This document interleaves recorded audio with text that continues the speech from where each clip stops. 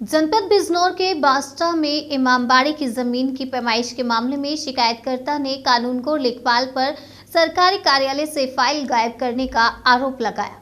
शिकायतकर्ता ने फाइल दफ्तर से ले जाने वालों के खिलाफ रिपोर्ट दर्ज कराने की मांग की है। फाइल ले जाने में वापस फाइल लाने का वीडियो भी सामने आया। एसडीएम चांदपुर ने जांच के आदेश दिए हैं। बिजनौर जनपद के थाना चांदपुर के कस्बा बास्टा के रहने वाले मोहम्मद फैज तकवी ने बताया कि बास्टा के मोहल्ला सादात में पुराना इमामबाड़ा स्थित है, जिसे गांव के ही एक दबंग व्यक्ति ने अपनी निजी संपत्ति वक्फ में दर्ज करा ली है।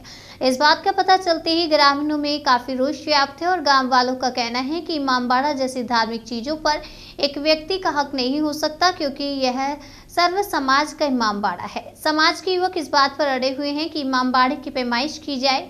इस बात को लेकर उन्होंने प्रार्थना पत्र डीएम उमेश मिश्रा को दिया है। शिकायतकर्ता फैज तकवी का कहना है कि इमामबाड़ा 175 मीटर में मौजूद है, जबकि इमामबाड़े में और भी दूसरा हिस्सा जमीन का मौजूद है।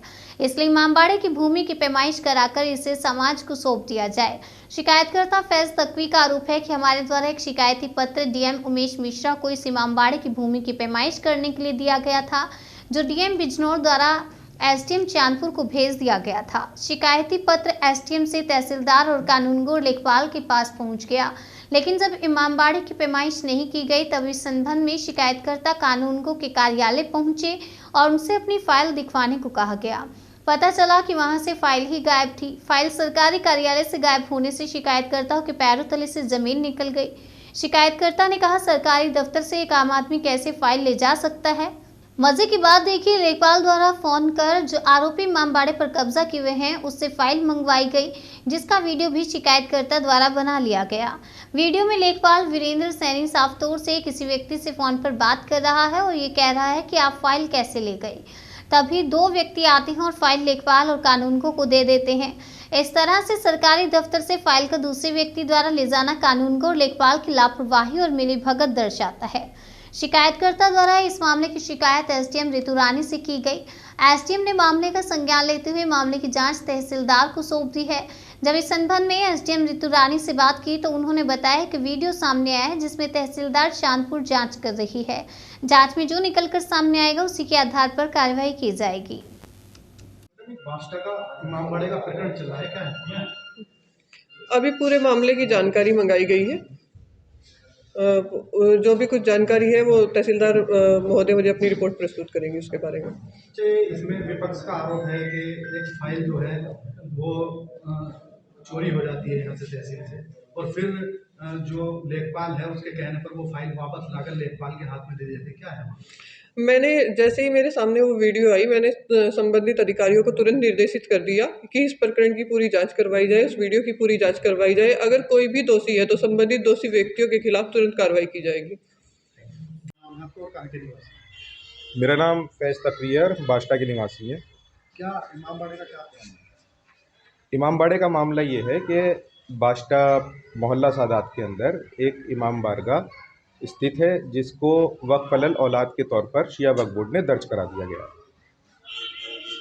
उसको वक्फ अलल औलाद दर्ज कराने का आधार ये है कि प्लॉट नंबर 304 1273 फसली में इमाम बारगाह फातिमतुज़ ज़हरा लिखा हुआ है, और उस आधार पर इस इमाम बाड़े को वक्फ अलल औलाद दर्ज कर दिया गया।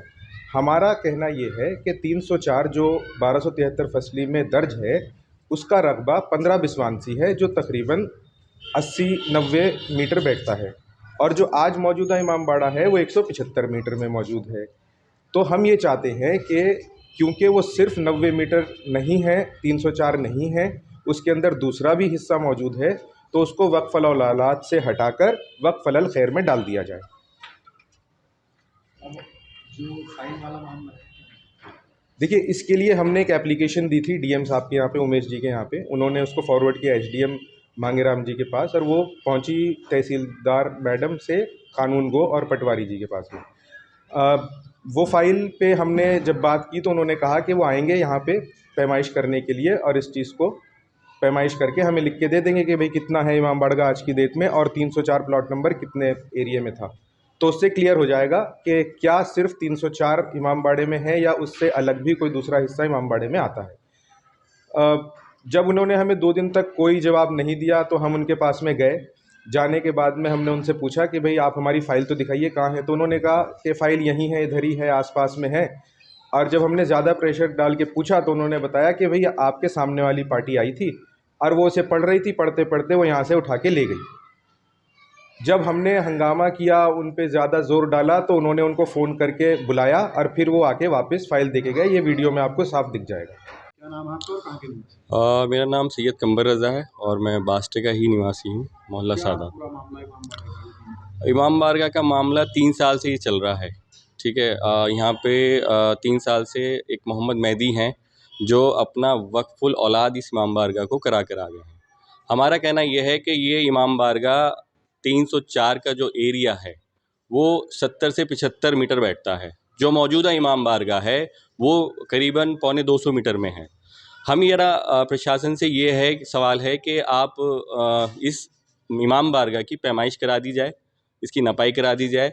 जो इसमें 304 का एरिया है वो हटाकर हमें ये बता दिया जाए कि इसमें और जो एरिया है कौन सा प्लॉट है, क्या उसका नंबर है। हमारी ये प्रशासन से दरख्वास्त है। क्या आपने इसकी शिकायत किसी से की? हाँ, हम लास्ट मंथ डीएम साहब के पास गए थे। उनको हमने पूरा मामला बताया था और उनको हमने एप्लीकेशन उन्होंने एसडीएम साहब को फॉरवर्ड कर दी थी। एसडीएम साहब से वो एप्लीकेशन जो है मांगे राम जी से हम मिले थे, उस टाइम पे मांगे राम जी थे। उसके बाद वो उन्होंने तहसीलदार साहब को ट्रांसफ़र कर दी थी। अब तक क्या कार्रवाई हुई? अब तक की कोई कार्रवाई नहीं हुई। अभी कल ही की बात है, हमने उनको फॉलोअप लेते रहे। इस चीज़ के लिए तहसीलदार साहब से भी हम बात कंटिन्यू करते रहे। हम कानून गो जी से हमारी कल बात हुई, हमने उनसे कहा, वो आए भी थे एक दिन पहले, कि हम इसकी पैमाइश कर देंगे, हम इसकी नपाई कर देंगे, जो चीज़ें हैं वो आपके सामने तथ्य आ जाएंगे। कल हमने उनसे बात की। कल बात करने के बाद उन्होंने ये कहा कि आपकी दूसरी पार्टी जो है वो इस पर स्टे ऑर्डर लिए ही है।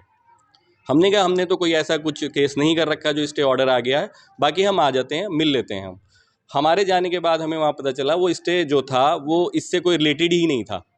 वो हाई कोर्ट का 420 का कोई केस था जो मोहम्मद मेहदी के ऊपर चल रहा है, वो उसने उनको इन्फ्लुएंस कर दिया। अब आप क्या चाहते हैं? हम ये चाहते हैं कि इसकी नपाई हो इमाम बारगाह की, और जो 304 का जो प्लॉट हो वो उसके हमें नपाई का पता चले कि वो कितने एरिया में है और इमाम बारगाह कितने एरिया में। बाकी जो बचेगा वो किस उसमें है, प्लॉट में। फाइल चोरी का क्या मामला? फ़ाइल चोरी का मामला यह है कि मोहम्मद मेहदी और उनके पिता नासिर, ये लोग कल फ़ाइल सरकारी ऑफिस से उठा कर ले गए बिना किसी इन्फॉर्म करके। जो कानून गो साहब और ये पटवारी साहब से जो हमने पूछा हमारी फ़ाइल कहाँ है, तो उन्होंने ये कहा कि ये फ़ाइल ये पढ़ रहे थे।